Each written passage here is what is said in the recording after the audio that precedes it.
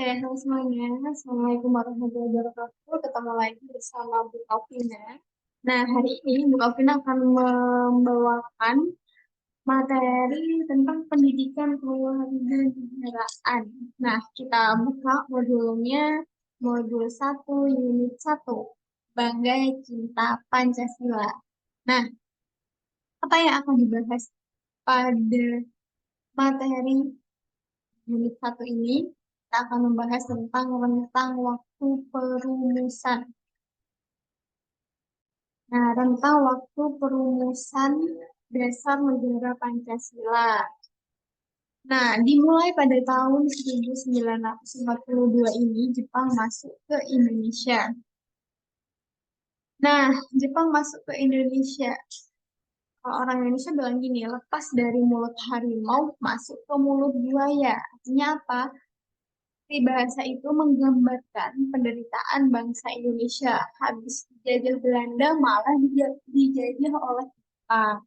Nah, pada waktu itu Jepang mengetahui apa yang diinginkan oleh bangsa Indonesia, kemerdekaan kan.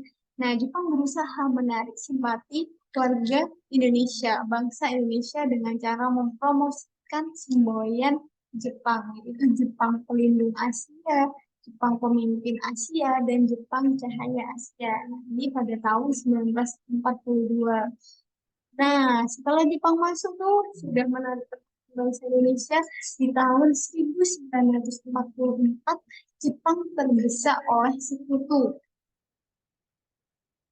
Jepang didesak oleh sekutu. Siapa sekutu itu? Jadi sekutu itu ada Inggris, Amerika Serikat, dan Belanda yang melakukan pembalasan. Untuk mengambil hati bangsa Indonesia agar mau membantu, Jepang akhirnya memberi janji kepada rakyat Indonesia. Janjinya apa? Janjinya Jepang akan memberikan kemerdekaan. Nah, sebagai tindak lanjut dari janjinya tersebut, maka pada tanggal 29 April 1945 bersamaan dengan hari ulang tahun Kaisar Hirohito, maka secara resmi Jepang membentuk adanya BPUPKI atau Badan Penyelidik Usaha Persiapan Kemerdekaan Indonesia, atau dalam bahasa Jepangnya adalah Dokuritsu di Tosakai. Nah, itu terjadi di tahun 1945 karena Jepang telah didesak oleh sekutu. Nah, pada tanggal 29 Mei sampai 1 Juni 1945 ini terjadi sidang pertama BPU PKI. Nah, siapa saja sih dan berapa jumlah anggota dari BPU PKI ini? Jadi, jumlahnya ada kurang lebih 62 orang, terdiri atas tokoh-tokoh bangsa Indonesia dan 7 orang perwakilan dari Jepang.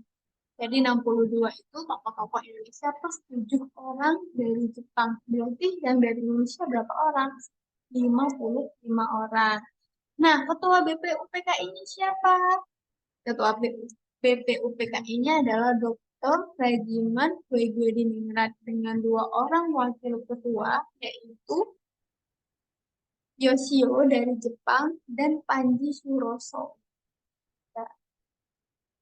Kemudian, sidang pertama tadi kan tanggal 29 sampai tanggal 1 Juni 1945 membahas tentang dasar negara.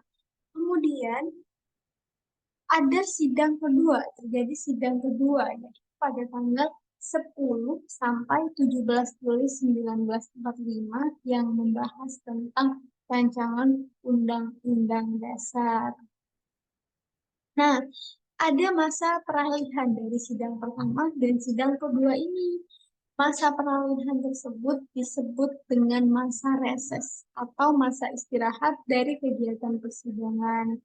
Tapi meskipun ada masa reses ini, para tokoh-tokoh Indonesia ini tidak diam saja. Mereka tidak beristirahat, tetapi mereka memikirkan dan membahas usulan-usulan rancangan pembukaan Undang-Undang Dasar 1945.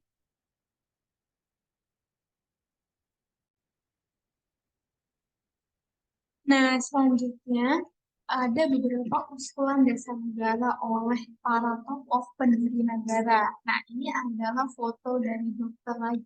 Raji Manurjudiningrat, di mana ini adalah Ketua BPUPKI ya. Nah, para tokoh ini mengusulkan tentang dasar negara Indonesia. Yang pertama ada Dr. Muhammad Yamin pada tanggal 29 Mei 1945, beliau mengusulkan bahwa rakyat Indonesia mesti mendapat dasar negara yang berasal daripada peradaban bangsa Indonesia. Orang Timur pulang kepada kebudayaan Timur. Selanjutnya dikatakan pula kita tidak berniat melakukan atau meniru sesuatu karena tata negara luar. Nah, jadi apa maksudnya Mbak Vina ini? Intinya adalah usulan yang disampaikan oleh Muhammad Yamin secara lisan itu yang pertama ada peri kebangsaan, peri kemanusiaan, peri ketuhanan, peri kerakyatan, dan peri kesejahteraan sosial. Dan ini adalah usulan tertulisnya yang pertama ketuhanan yang Maha Esa, kebangsaan persatuan Indonesia, rasa kemanusiaan yang adil dan beradab, kerakyatan yang dipimpin oleh kebijaksanaan perwakilan, dan keadilan sosial bagi seluruh rakyat. Ya. Kemudian ada tokoh kedua yang mengusulkan tentang pendidikan dasar negara. Nih, siapa? Ini adalah Mr. Sutomo. Pada tanggal 31, beliau menyampaikan rumusan dari pendapat beliau ya. Yang pertama, persatuan. Kedua, kekeluargaan. Ketiga, keseimbangan lahir dan batin. Keempat, musyawarah. Dan yang kelima, keadilan rakyat.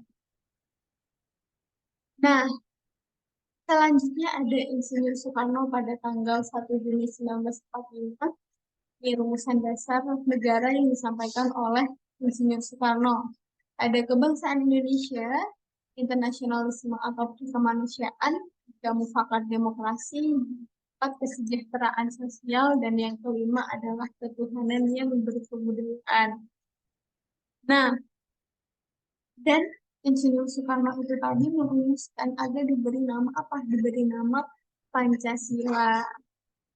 Nah, setelah pada akhir masa persidangan yang pertama ini, Dr. Raji Manurjudiningrat juga membentuk panitia kecil yang tugasnya adalah mengumpulkan usulan-usulan dari para tokoh ini untuk kemudian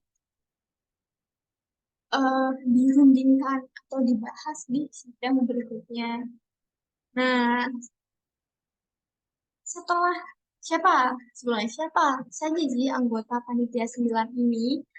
Anggotanya ada pertama Insinyur Soekarno sebagai ketua, kedua Muhammad Hatta, kemudian Muhammad Yamin, Amaram Ahmad Subarjo, Kiai Haji Wahid Hasim, Kiai Haji Kahar Muzaki, Haji Agus Salim, dan R. Agus Roko Sujoso.